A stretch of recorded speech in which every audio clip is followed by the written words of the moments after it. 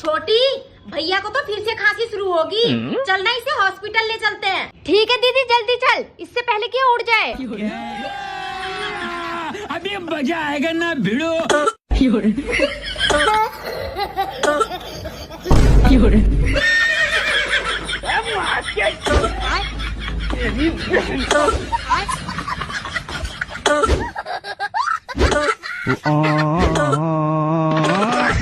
अरे बाबा